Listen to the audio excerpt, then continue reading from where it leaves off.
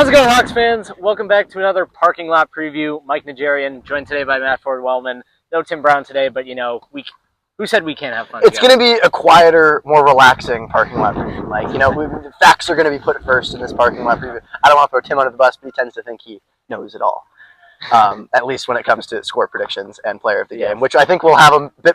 Actually, last time you were the guy who was the controversial one, and it almost went that way. We almost had a 3-3 tie. So I'll give you that, Mike. We did say we'd make amends, and I won't say you were right, but I'll say you had the right idea. Yeah, I don't think I was wrong. No, that's for sure. I think it was what we lost 5-4. 5-4. Yeah, I said 4-3. So we were all in the right ballpark, but man, just a tough one. Yeah, we're here outside Doran Field in Bourne. We're ready for a matchup between the 4th and 5th place teams in the Cape League West Division, with the 10, 12, and 3 Hyannis Harbor Hawks taking on the 10, 13, and 1 Bourne Braves.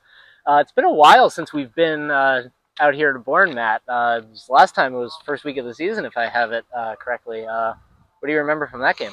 Well, I mean, I remember it was early Harbor Hawk fashion. It was a game filled with some decent hitting, followed by mistakeless defense, spotless base running, and some overall just really strong, clean baseball. And I think if this air and being close to the canal brings back any memories, I think that would do Hyannis a little good. Yeah, for sure. You kind of mentioned it: clean defense, perfect base running. That has not been going the Harbor Hawks way. That is all you can ask for at this time of the season, right in this moment. Is those two things. It has not been going well for the Harbor Hawks at this point in July. Really, only 2 wins this month. They've seen first place in the West go all the way down to 4th, but with a loss tonight, depending on how the percentage point shakes out, could be in last behind Bourne. Yeah, it's getting to a point where the West is starting to shake up and everyone's kind of clumping together, and I can see that that's clearly meaning that Hyannis needs to kick it into gear now. We were talking, I think even 2 weeks ago, we said, all right, it's time to start getting back into gear, and, we want to finish the All-Star break hard.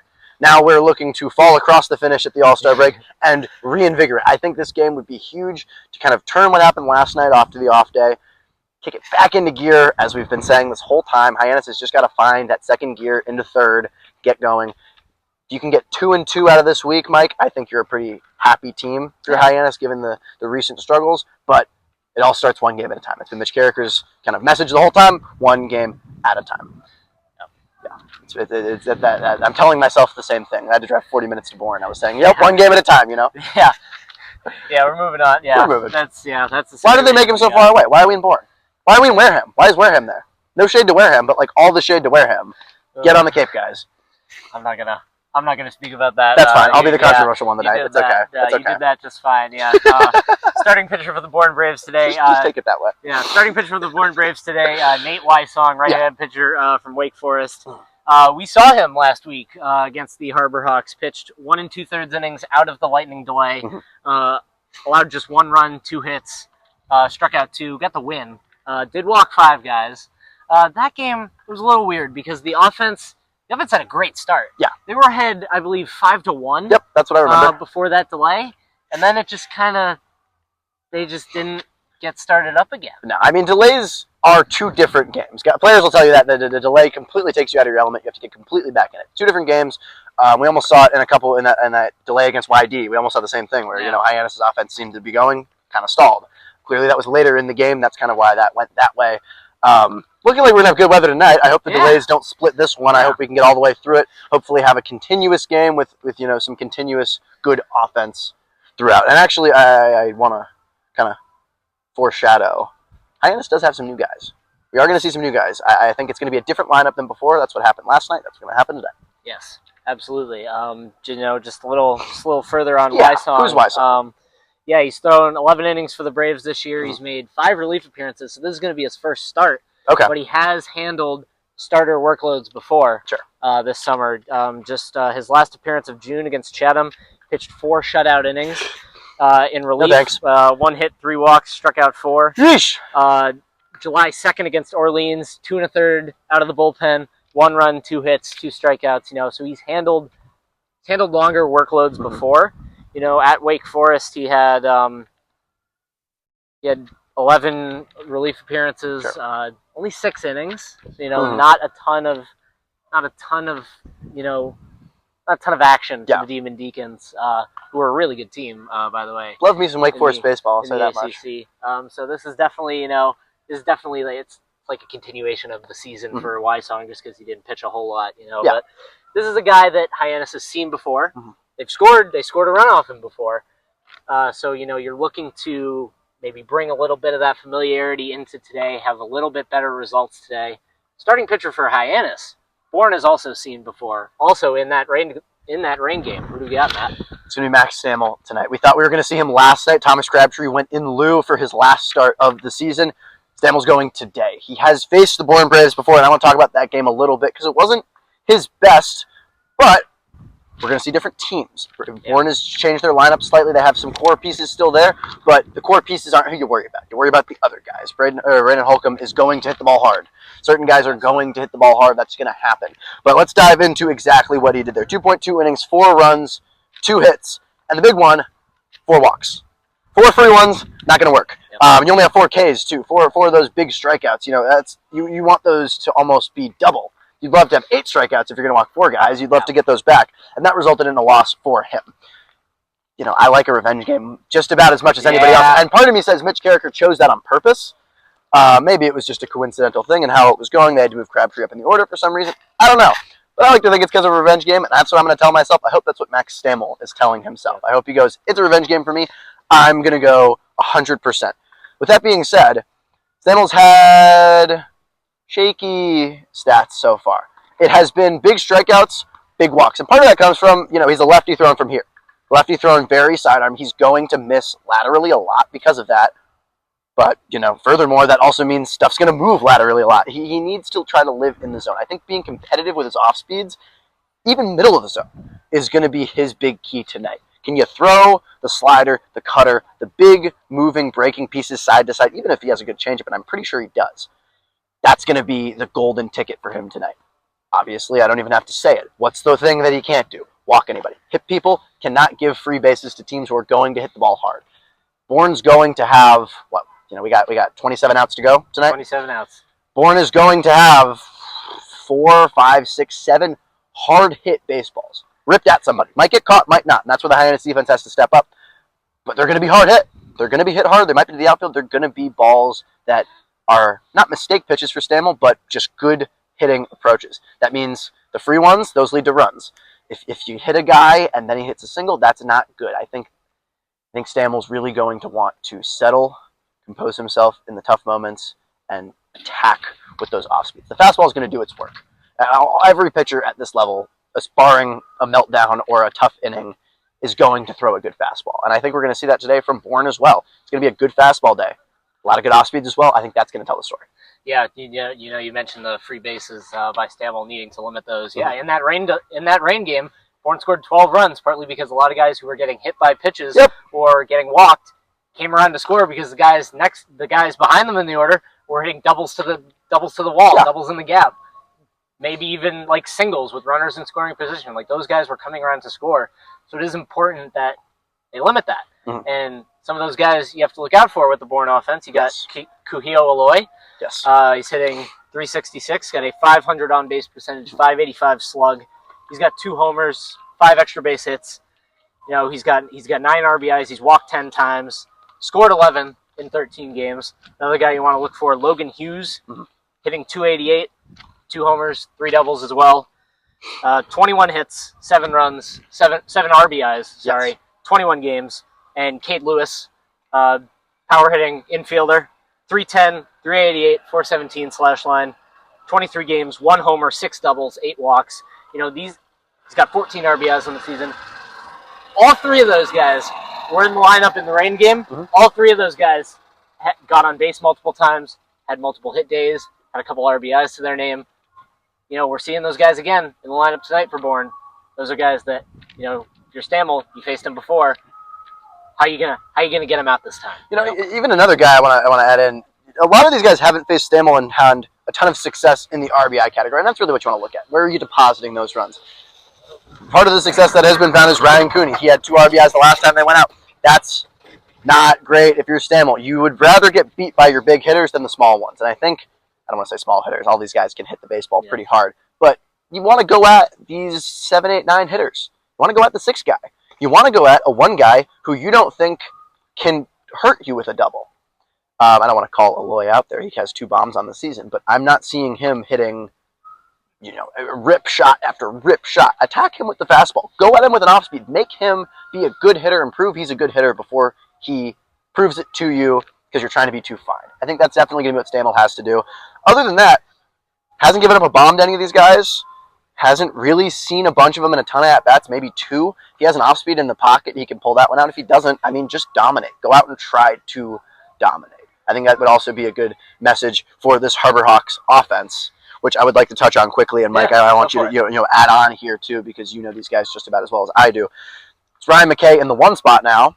Jake Schaffner in the 2. Do you like that? What do you think about that move? I think that's a good mix because Schaffner was 1, McKay was 2 yesterday. For the last couple of games, if I'm correct, too. Yeah, just McKay yesterday had the better game than Schaffner did. That's just, you can look at the box score and see that McKay had a better game than Schaffner did. So I think that makes sense, flipping them. Yeah. And it's not like Schaffner had a bad game. He got the rally attempt that ultimately came up short. He got that kick started in the 9th with a triple to left center field. Triples at McKee and Park are hard to come by. They're hard to come by. And he got one just because he was moving. So I think that switch is good. Yeah. We got some new guys in there as well that I'm sure you're going to get to. Mm-hmm. But just right off hop, I like that switch between Schaffner and McKay. That's for sure. We'll even move down the lineup. Mason Doby had a wonderful night last night. Gabe Camacho and Jeff Luigi both following there in the DH spot and playing in left field for Jeff Luigi, obviously. Yeah. That's a really nice 3-4-5. I think Mitch Carriker's tried to bolster the top of the lineup in certain moments. I think this is a moment where he's trying to switch guys at the top and bolster the middle. He wants to make those 5 guys run happy. He'd love to get 2 runs cashed out of that one. New catcher today. And Mike, I feel like I talk about the catchers a lot. Could you give me a little bit about LaChance, please? Yeah, so he's coming from McLennan, JUCO. He's committed to Oklahoma. Mm-hmm. He's got some pop. He can hit the ball. His looking at his stats, they don't jump off the page. Sure. But you see a catcher that can fill a job as a backup to Brody Briggs. Of course. We have a couple new catchers. We do have a couple batteries. He's going to be competing for time as Brody Briggs' backup. I think it's safe to say that Brody Briggs is. I'm willing to say that. I love Brody Briggs. I think he's shown that he works hard back there. I think he's shown he can throw guys out. That's about all you need from him. But like with LaChance, his numbers don't jump off the page, but I think you see a catcher who is going to be good defensively. Mm-hmm. I think, and that's really the most important part of having a catcher. Yes. And he's committed to Oklahoma. He's going JUCO to D1 to Oklahoma, so clearly he's doing something right. Clearly he is doing something right. The other guy I kind of want to touch on is Owen Prince. He's going to hit in the 9 hole. Mike, you mentioned this before, and I don't think I quite realized it. This guy had more stolen bases than games played last season. Just a little bit. Just a little under. Yeah. Oh, man. He played just over 50 games. You could have bit into that one, and we could have overhyped him there. For VMI, he had 46 stolen bases. This guy steals bases like nobody's business. And I think, like we've seen from the Hawks, we've seen them have success when they work walks and then they steal bases. Lately there's been a couple more caught stealings than I think the Hawks would like, but, probably not going to see that a whole lot out of Prince with 46 stolen bases. Yeah. The other numbers, he racks up a lot of hits. Not so many extra base hits, but he's a singles guy. I think we have a lot of singles guys, and I'm okay with that. One thing I will say, just kind of highlighting this lineup, we're probably overanalyzing at this point. Deaton LaChance is playing catcher today in the 6 hole. It's Charlie Bates in the 7. It's Sawyer Black in the 8. 3 hitters who have been streaky. Charlie Bates, Harbor Hawk Player of the Week last week. He's heating up now, and I'm very excited to see that. But he's not a guy I think everyone's, I want that guy at this moment. And I think that's a thing he wants to change, and that's also why I think this lineup helps him, because they're going to turn it over. Owen Prince is going to turn that lineup over and get it back to McKay, to Schaffner, get it moving. And I think as long as, LaChance and Bates can kind of do their part, you can see big innings from the Hawks. This lineup is poised for big innings. It's also poised for a little streakiness. That's okay, because there's a couple lefties in some succession. I think Bourne will have an easier time managing the relief pitching. Keep that posted in the 6th, 7th, and 8th. Make sure, keep an eye out for those lefties coming against those lefties. That would be a stick in the mud for Hyannis, despite Ryan McKay's, versatility. But I think more than anything, this lineup is poised to have big innings, which Hyannis has avoided like the plague for the last little week here. Seeming 1, 2, 3. Give me a 4 or 5 spot. Give me something that puts a team in the dirt. I think that's what Hyannis is going to look for. I think that's what this lineup is geared to do, despite the fact I know we're just looking for one win, guys. I don't want to get ahead of myself here. Start with one. Start with one, right? You got a player of the game for me, like? Yeah, I do. And I got a score prediction for you, too. I like that. Yeah. Who doesn't like score predictions? Last night I said, why I said we're going to tie. Yeah. I picked the YD player as player of the game because I wanted to change things up for Hyannis. Did that work, Mike? That did not work. Okay. It almost did. It almost did. Because, we were this close to winning the game in the ninth. But it didn't work. Mm-hmm. So, you know what? I'm going to reverse course. Okay. I'm going to go back to us. Okay. Score prediction. Had 1-1 against Bourne. We won here in June. I like a win again. I like a 6-3 win. And player of the game, I'm just gonna say this. Luge. No, he took mine. I was thinking player Jeff of the game too. Man, we're on the same page in a lot of these. If you can tell, we don't schedule these out beforehand anymore, which is good because it means we get moments like this. I thought you were gonna pick Dobie. I thought you were going. He went 4 for 4 with 4 singles and a walk yesterday. You were up in your seat yelling, "Jace Dobie cannot be beat," and you were right. He can't be beat. So far, he's not been retired, at least since yesterday. Yeah. And if you're Jace Dobie, the only thing you want to do. This is the golf cart preview. Apparently, we're not in the parking lot. We abandoned that. We thought the cars would be too noisy. No, golf carts get us. Yep. But regardless. Jace Dobie is going to have a good game today. When you're that confident, the only thing you can do is swing out of your shoes. And he's not a guy who's going to swing out of his shoes, especially in the 3-hole tonight. And, why not? 9-6. 9-6 game. I think the Hawks are going to get going. I think we are poised for a big inning. I think Stammel will give up 2 earned. Okay. 2 earned, well earned, because Bourne's a good hitting team nonetheless. Yep. Golf cart preview. But if anything, I think the bullpen will come forward. I think... First of all, let me say Ryan Speciak did not deserve the loss last night, and he did get it inevitably because of the 5th run. He gave up the 5th run. I saw August in the box score. Really? Okay. Well, then never mind. Ryan Speciak does not deserve any hate. He's great, and I love him. Cape League All-Star Ryan Speciak. Cape League All-Star Ryan Speciak, and August as well. And Tyler August. August had an okay day. I'll give him that. But. Jeff Lugie, also a new Cape League All-Star. Yes, in place of Jackson Willits, who we didn't really announce was leaving. He kind of just disappeared in the night. Yeah, he just left. His brother got drafted, and he said, "I'm too good for you guys, so bye." If you saw that, Jackson, please don't comment on that. We all love you. We're just really upset that you left because we all miss you. Look, it's going to be a good game either way. I think that no matter what, the Hawks need to play hard offense. I keep saying this every game. Just have a good game. Try to keep, putting your best foot forward, find barrel, play good defense, no base running mistakes. That's all we can ask for. And guys, nobody's going to be screaming it here because we're in Bourne and nobody wants to drive to Bourne. But I mean, we'll be screaming, our favorite little line. Yeah. Go Hawks!